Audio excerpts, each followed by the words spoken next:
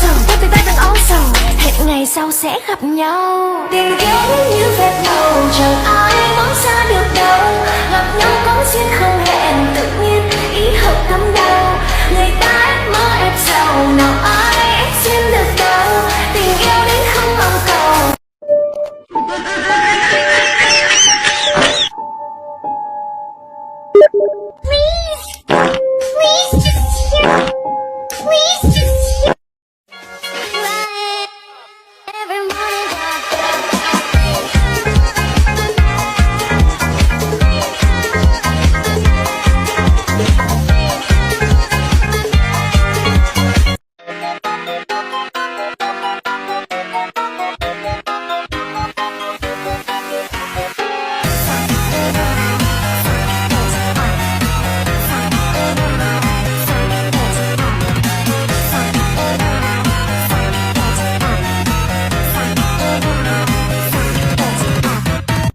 Đọc comment mấy bài fan cổ vũ chị và show love. Chị đồng ý, chị yêu những lời nhận xét ngày này á, ngày này á, ngày này bơ cơ. Chị cầm điếc, chị mù.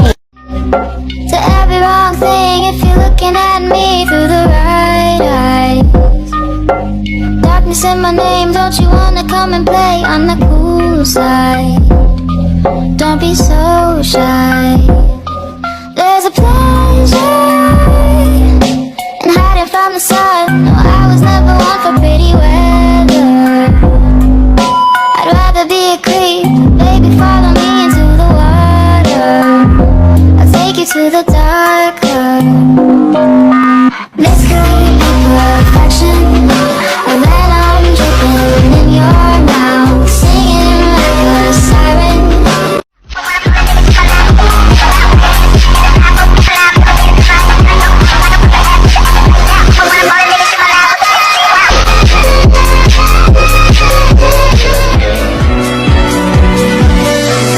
In my dreams, I feel young, I feel love is born again. Doctor, actor, lawyer, or singer, why not press and be a dreamer? You can be just the one.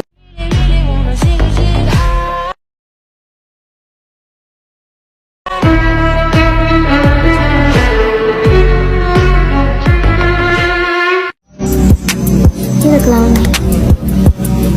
I can fix that. Không muốn làm sai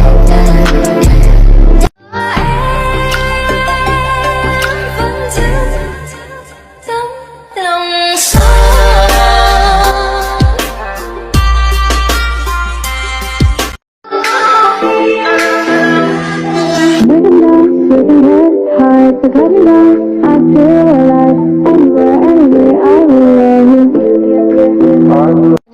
Trong ánh mắt đôi môi dẫn lối những gió rung động khẽ lên môi. Em đang gì mà dễ thương vậy? Đắm nước vâng dần tràn lớp chút nhân gian làn gió sẽ cứ mơ màng. お前はもう死んでいる。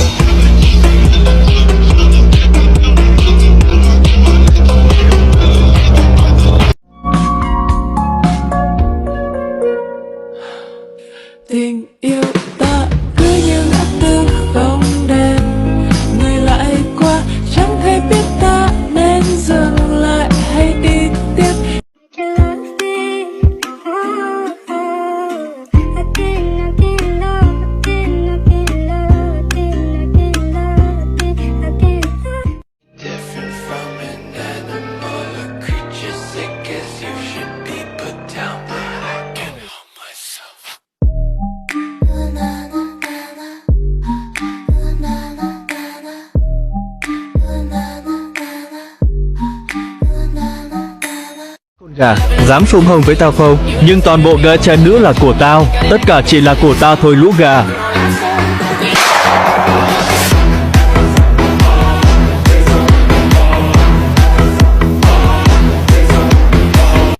Mình không hiểu sao mấy bạn khen mình dễ thương á, mà mấy bạn cứ đòi cưa mình vậy. Cưa ra rồi á, làm sao mà gắn lại được. Gọi em là tia nóng, vì anh chỉ có thể nhìn mà không thể. Chạm nhẹ vào đôi mắt, chạm nhẹ vào bờ vai, chạm nhẹ vào đôi môi ngày mai.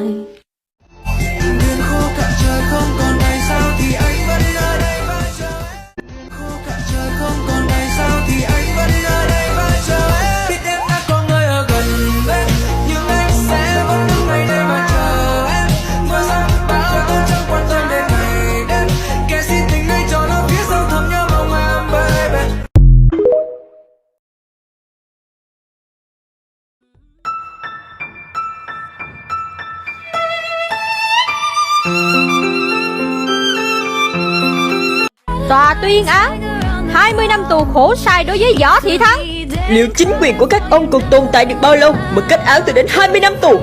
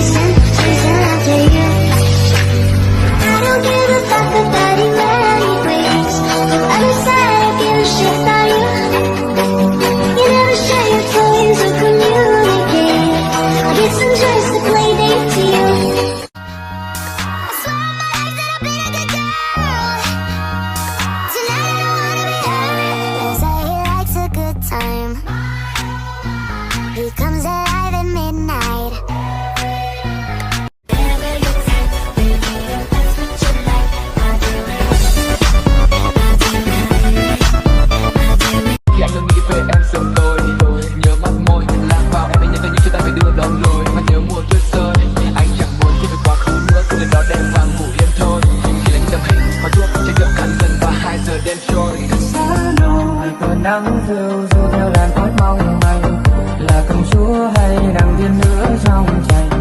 Gió cuốn bay mang theo tình ta đến mây ngàn, để anh hát cho em những giai điệu ngân vang.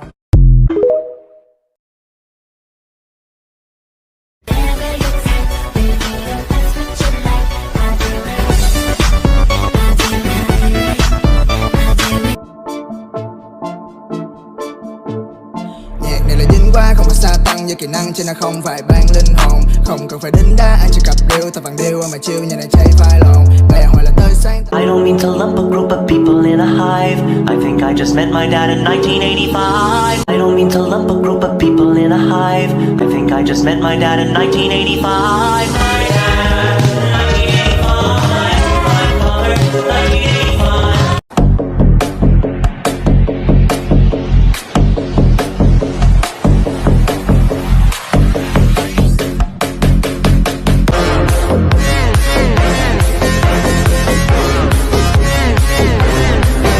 Yeah.